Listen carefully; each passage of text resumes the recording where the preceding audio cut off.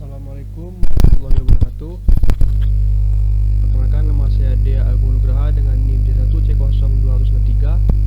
Di sini saya akan menjelaskan tentang laporan keuangan fiskal. Baik, kita masuk ke rekonsiliasi fiskal.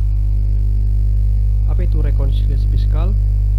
Ialah proses membuat penyesuaian terhadap laporan keuangan komersial dengan berdasarkan ketentuan-ketentuan perpajakan sehingga diperoleh yang namanya laba fiskal. Laba fiskal ini dalam perpajakan sering disebut penghasilan neto atau penghasilan bersih. Kita masuk ke bagian kedua, yaitu penyebab perbedaan laporan keuangan komersial dan laporan keuangan fiskal. Perbedaannya terletak pada satu, ada pada pendapatan atau penghasilan.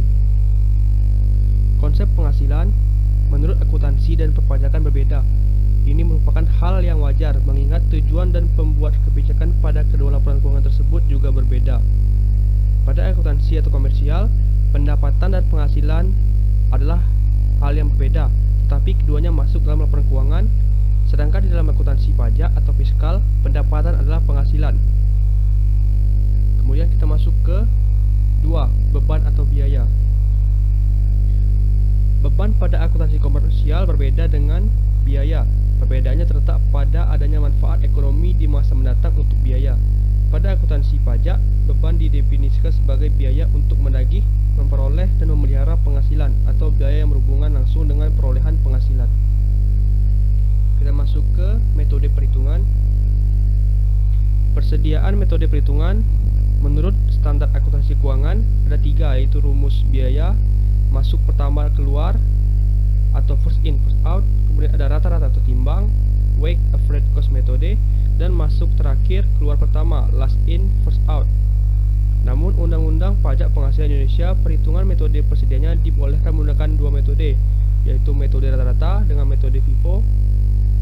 Metode LIFO tidak diperbolehkan pada akuntansi fiskal. Hal ini dikarenakan perhitungannya dengan metode LIFO membuat nilai pajak terhutang menjadi lebih kecil. Dan terakhir itu metode penyusutannya. Akuntansi menentukan umur aktiva berdasarkan umur sebenarnya, walaupun penentuan umur tersebut tidak terlepas dari tafsiran judgment. Akuntansi komersial memiliki beberapa metode penyusutan, yaitu pertama, metode garis lurus, kedua metode saldo menurun, dan terakhir yaitu metode jumlah unit atau sum of the unit metode. Kemudian, sedangkan pada akuntansi fiskal dengan merujuk ketentuan perpajakan hanya menetapkan 2 metode penyusutan yang harus dilaksanakan wajib pajak berdasarkan pasal Undang-Undang Nomor 36 Tahun 2008, yaitu berdasarkan metode garis lurus dan metode saldo menurun. Kemudian ada pengertian koreksi fiskal.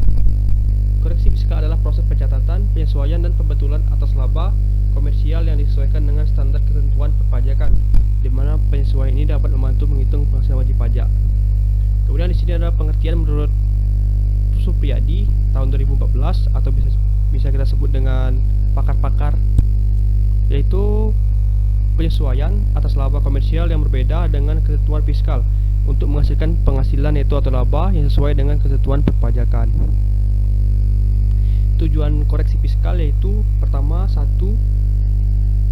alat untuk memenuhi rancangan laporan, aturan, dan regulasi yang sudah dikeluarkan oleh Dirjen Pajak adalah acuan perusahaan untuk melakukan laporan keuangan perusahaan. Kemudian kedua yaitu meminimalisir kesalahan hitung pajak bisnis koreksi fiskal. Dan yang terakhir yaitu cek ulang laporan yang sudah dibuat koreksi fiskal agar memastikan kembali laporan sebelum diserahkan dilakukan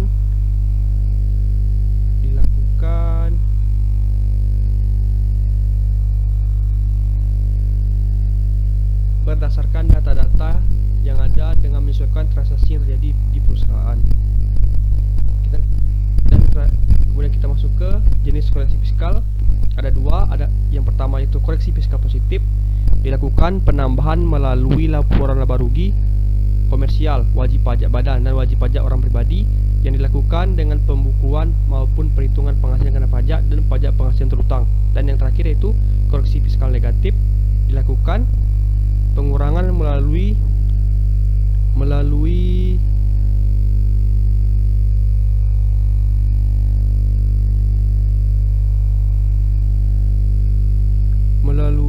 laba komersil dan penghasilan kena pajak melalui PPh terutang. Keenam, teknik rekonsiliasi fiskal. Pertama, ada jika suatu penghasilan diakui menurut akuntansi tetapi tidak diakui menurut fiskal, rekonsiliasi dilakukan dengan mengurangkan sejumlah penghasilan tersebut dari penghasilan menurut akuntansi, yang berarti mengurangi laba menurut akuntansi. Kedua, jika suatu penghasilan tidak diakui menurut akuntansi tetapi diakui menurut fiskal, rekonsiliasi dilakukan dengan menambahkan sejumlah penghasilan tersebut pada penghasilan menurut akuntansi, yang berarti menambah laba menurut akuntansi.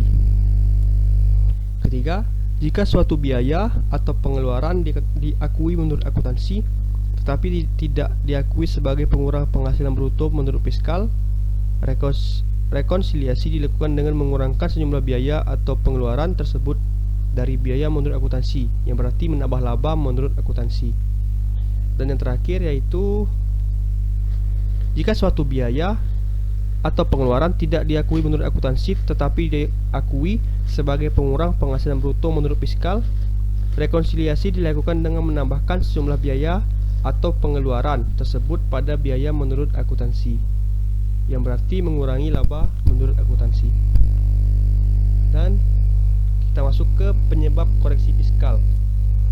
Ada dua penyebab. Pertama, ada perbedaan biaya tetap, merupakan biaya dan penghasilan yang dapat diakui dalam perhitungan penjumlahan laba neto atau laba bersih akuntansi komersial dan tidak diakui dalam perhitungan akuntansi pajak. Contohnya yaitu ada dua juga untuk contoh biaya dan contoh penghasilan. Contoh biaya yaitu biaya pajak penghasilan, biaya sumbangan, biaya sanksi perpajakan. Untuk contoh penghasilan ada sumbangan, penghasilan bunga deposito, dan hibah. Yang kedua yaitu perbedaan beda waktu, merupakan biaya dan penghasilan yang dapat diakui pada saat ini oleh akuntansi komersial atau dapat dikatakan sebaliknya, tetapi tidak dapat diakui secara sekaligus oleh akuntansi pajak karena perbedaan metode pengakuan. Contohnya untuk biaya yaitu biaya sewa dan biaya penyusutan. Untuk contoh penghasilan yaitu pertama ada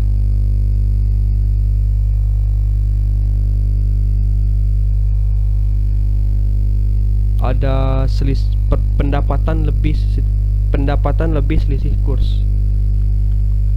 Baik, itu saja yang dapat saya sampaikan. Saya akhiri. Wassalamualaikum warahmatullahi wabarakatuh.